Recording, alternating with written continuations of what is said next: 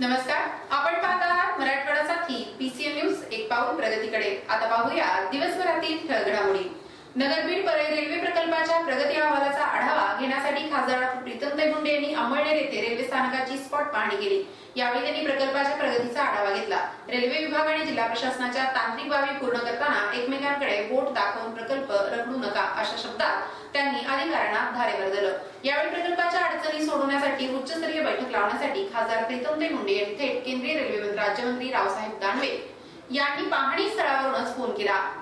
Railway आणि इतर विभागांनी प्रकल्प वेळेत पूर्ण करावा याकरिता हिवाळी अधिवेशनाच्या दरम्यान दिल्ली स्थित कार्यालयात बैठक घेण्याचा विश्वास रावसाहेब दानवे यांनी दिला। चर्चा झाली होती मागच्या अधिवेशनाच्या वेळी एक रेल्वेची मीटिंग घ्यायची आहे।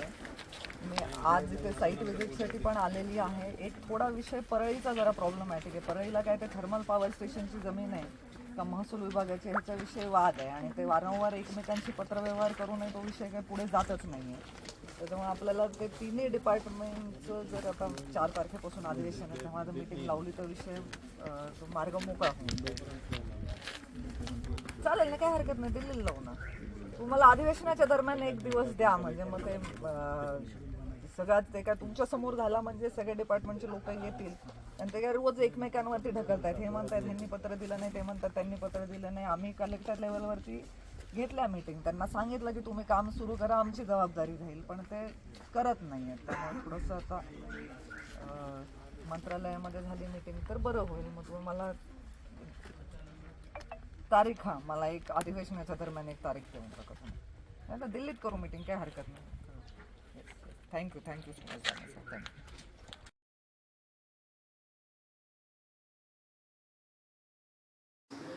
येथील कामधेनू सेवाभावी संस्था व समाजशास्त्र विभाग वसुंधरा महाविद्यालय घाटनांदूर यांच्या द्वारा आयोजित दिव्यांग कल्याण विभाग दिव्यांगांच्या दारी अभियान मेळावा व डॉक्टर संतोष मुंडे सत्कार सोहळा कार्यक्रम संपन्न झालाय। या कार्यक्रमाचे अध्यक्ष ॲडव्होकेट राजेश्वर चव्हाण, बीड जिल्हा अध्यक्ष राष्ट्रवादी काँग्रेस पार्टी हे होते, तर मंचावर सत्कार मोती डॉक्टर संतोष मुंडे, उपाध्यक्ष दिव्यांग कल्याण मंत्रालय मुंबई, जिल्हा परिषदेचे अध्यक्ष श्री शिवाजीराव शिरसाट, आयोजक श्री गोविंदराव देशमुख, सचिव कामधेनू सेवाभावी संस्था व अधिसभा सदस्य डॉक्टर बाबासाहेब आंबेडकर मराठवाडा विद्यापीठ छत्रपती संभाजीनगर, सरपंच महेश गारठे, माजी उपसरपंच बाळासाहेब देशमुख, बाळासाहेब माले, लक्ष्मणराव चव्हाण, प्राचार्य डॉक्टर अरुण दळवे, राजेश लव्हारे, सरपंच महेश शिरसाट उपस्थित होते। डॉक्टर संतोष मुंडे यांची दिव्यांग कल्याण मंत्रालय मुंबई येथे अध्यक्ष उपाध्यक्षपदी निवड झाल्याबद्दल उपस्थित सर्व मान्यवरांच्या हस्ते विशेष सत्कार करण्यात आला। डॉक्टर संतोष मुंडे हे सत्काराला उत्तर देताना म्हणाले की पूर्वी दिव्यांग जन्माला आले तर पाप समजायचं, समाज व परिवार त्यांना हीन वागणूक द्यायचा, पण आम्ही दिव्यांगांसाठी लढा उभा केला। आमच्या लढ्यात आमची जात व धर्म दिव्यांग आहे। या लढ्यामुळे आज महाराष्ट्रात दिव्यांग कल्याण मंत्रालयाची स्थापना झाली। दिव्यांगांचे सन्मान राखण्यासाठी अॅट्रॉसिटी कायदा लागू केला आहे। त्यांना दिव्यांग कल्याण मंत्रालयामार्फत स्वावलंबी होण्यासाठी अनेक योजना राबवल्या जात आहेत। तसेच समाजामध्ये बोगस दिव्यांग होते त्यांना बाहेर काढण्यासाठी दिव्यांग ऑनलाईन नोंदणी केली आहे। यापुढे दिव्यांग जन्माला आल्यास देवाचं रूप समजलं जाईल व दिव्यांगांची सेवा हीच ईश्वर सेवा मानली जाणार आहे, असं प्रतिपादन केलं। अध्यक्षीय समारंभात ॲडव्होकेट राजेश्वर चव्हाण यांनी डॉक्टर संतोष मुंडे यांच्या कार्याचं कौतुक करून त्यांना पुढील कार्यासाठी शुभेच्छा दिल्या।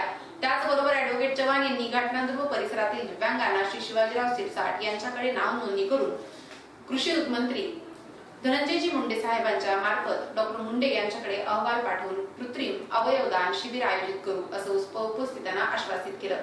तसेच दिव्यांग मेळावा व सत्कार सोहळ्याचा आयोजक श्री गोविंदराव देशमुख यांचं कौतुक करून त्यांना भविष्यातही आपल्या हातून समाजातील दिव्यांग सारखे वंचित घटकांची सेवा व्हावी अशी सदिच्छा व्यक्त केली।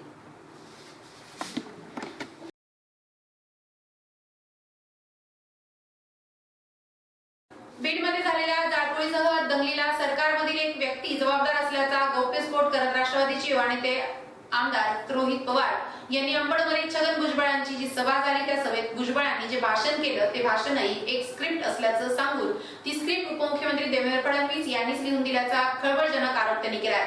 ते बीड येथे आयोजित पत्रकार परिषदेमध्ये बोलत होते। राष्ट्रवादी काँग्रेसचे शरद पवार गटचे युवा नेते तथा आमदार रोहित पवार यांची 4 दिवसांपासून महाराष्ट्रामध्ये युवा संघर्ष यात्रा सुरू आहे। ती यात्रा बीड जिल्ह्यात डेरे दाखल झाल्यानंतर रात्री मुक्कामी असलेले रोहित पवार यांनी आज सकाळी पत्रकारांसोबत वार्तालाप केला। यावेळी पुढे बोलताना रोहित पवार म्हणाले की राज्यामध्ये मराठा ओबीसी हा वाद मोठ्या राजकीय लोकांमध्ये यात्रेच्या अनुषंगानं जेव्हा आम्ही सामान्य लोकांना भेटतो, बोलतो, त्यांचे प्रश्न जाणून घेतो, तेव्हा अनेक सामान्य लोकांमधून अशा प्रतिक्रिया येतात की आमचा दुष्काळ निवारणासाठी सरकारनं मदत करावी, आमच्या शेतमालाला चांगला भाव द्यावा, आम्ही गावातील लोक सर्वच जाती समूहाचे गोण्या गोविंदाने राहत आहोत, आमचेच घर दुष्काळानं नापिकीनं जळत असताना आम्हाला मराठा ओबीसी वादाचं काही देणं घेणं नाही. नुकताच अंबड या ठिकाणी ओबीसी समाजाचा मोठा मेळावा झाला. या मेळाव्यामध्ये ओबीसी समाजाचे नेते छगन भुजबळ यांनी भाषण केलं. त्या भाषणाचं स्क्रिप्ट ही राज्याचे उपमुख्यमंत्री देवेंद्र फडणवीस यांनी लिहून दिले.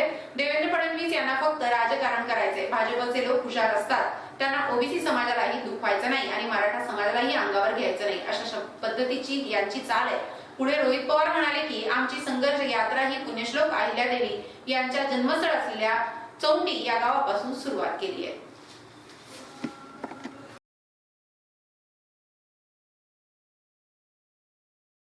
राष्ट्रवादी काँग्रेस पार्टीचे युवा नेते तथा आमदार रोहित पवार दादा यांची गेली 4 दिवसापासून महाराष्ट्रामध्ये युवा संघर्ष यात्रा सुरू आहे. ती यात्रा आज बीड जिल्ह्यात डेरेदाखल झाल्यानंतर राष्ट्रवादी काँग्रेसच्या ज्येष्ठ नेत्या सुधामतीताई गुट्टे यांनी या यात्रेमध्ये सहभाग नोंदवला. दरम्यान आमदार रोहित पवार यांचे सौ गुट्टे यांनी पुष्पगुच्छ देऊन स्वागत केलं. युवक, शेतकरी, सामान्य जनतेच्या अडचणी समोरील आव्हानं शासनापर्यंत पोहोचवण्यासाठी खासदार शरद पवार यांच्या गटाचे आमदार रोहित पवार यांच्या नेतृत्वाखाली सुरू असलेल्या युवा संघर्ष यात्रेचं बीड जिल्ह्यात जोरदार स्वागत करण्यात आलं. नवगण राजुरी येथील मंगलमूर्ती देवस्थान येथे दर्शन घेऊन ती यात्रा निघाली. या यात्रेत बीड जिल्ह्यातील शेकडो नागरिक, कार्यकर्ते, पदाधिकारी मोठ्या संख्येने सहभागी झाले होते. या युवा संघर्ष यात्रेत आमदार रोहित पवारसह आमदार संदीपय्या क्षीरसागर, राष्ट्रवादी काँग्रेसच्या ज्येष्ठ नेत्या सुधामतीताई गुट्टे यांच्याशी बीड जिल्ह्यातील सर्वसामान्यांनी या यात्रेत सहभागी होत आपल्या समस्याबाबत संवाद साधला आहे.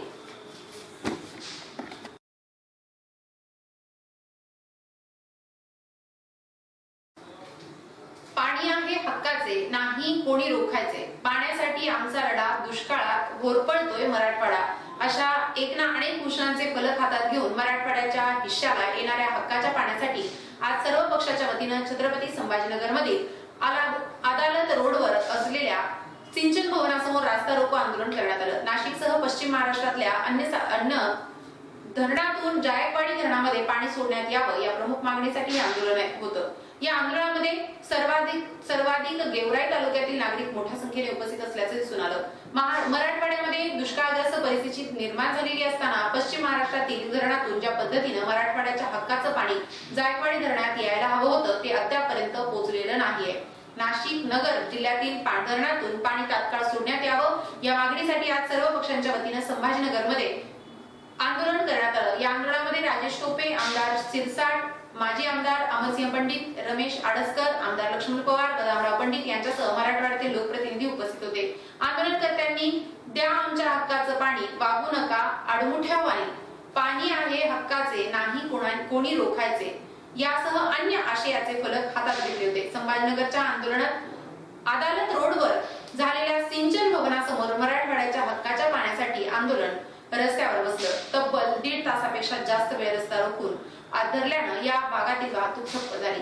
यावेळी मराठवाड्यातून आलेल्या लोकप्रतिनिधींनी आमच्या हक्काचं पाणी आम्हाला मिळालंच पाहिजे या भूमिकेत सरकारला ठणकावून सोडलं.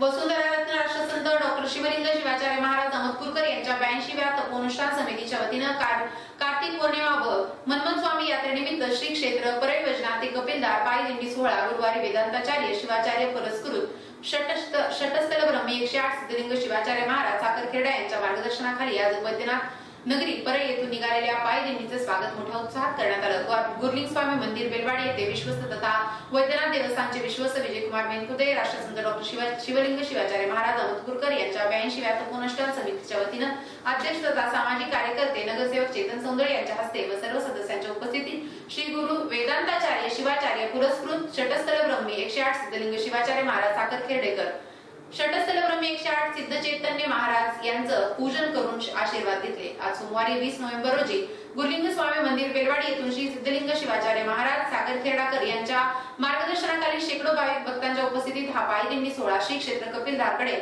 ढोल ताशांच्या गजरात व गुरुराज माऊली मन्मथ स्वामी की जय च्या घोषात जयघोषात श्री क्षेत्र कपिलदारकडे रवाना झाला. रविवारी 26 नोव्हेंबर रोजी कपिलदार येथे ही दिंडी पोहोचणार आहे. या कार्यक्रमात श्रावण मास तपोनुष्ठान समितीचे अध्यक्ष चेतन सौंदळे, उपाध्यक्ष चंद्रकांत उदगीरकर, पारायण प्रमुख दयानंद चौधरी, प्रसिद्धी व्यापारी वैजनाथप्पा कोले, कार्यक्रमाध्यक्ष शाहूराव ढोबळे, रमेशप्पा सपाटे, माजी नगरसेवक सोमनाथ निलंगे व सर्व समाज बांधवांचे योगदान आहे.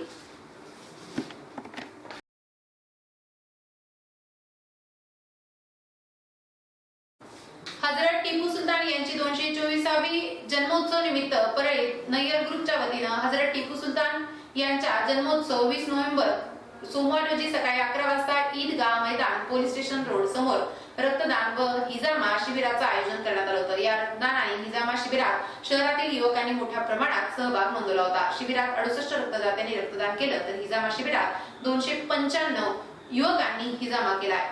या शिबिराला यशस्वी करण्यासाठी नय्यर ग्रुपचे सर्व सदस्यांनी परिश्रम घेतले. कार्यक्रमाच्या शेवटी नय्यर ग्रुपचे अध्यक्ष शेख अशफाक यांनी सर्वांचे आभार व्यक्त केले.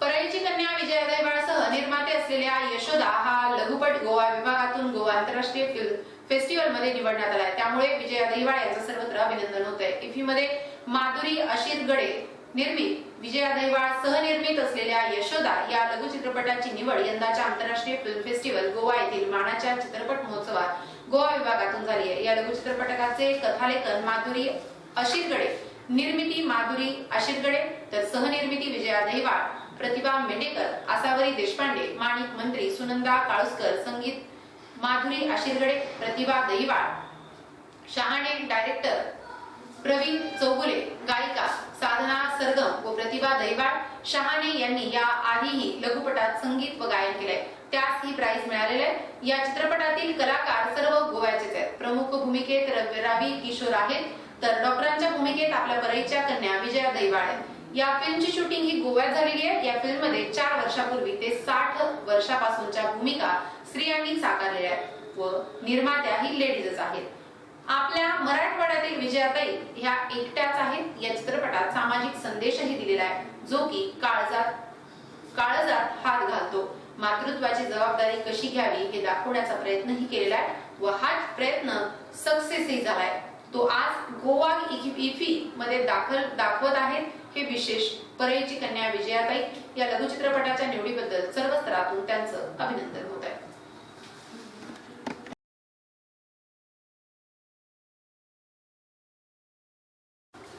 आता येथेच थांबू. उद्या भेटूया याच वेळी याच ठिकाणी. मराठवाड्यासाठी PCN न्यूज एक पाऊल प्रगतीकडे. धन्यवाद.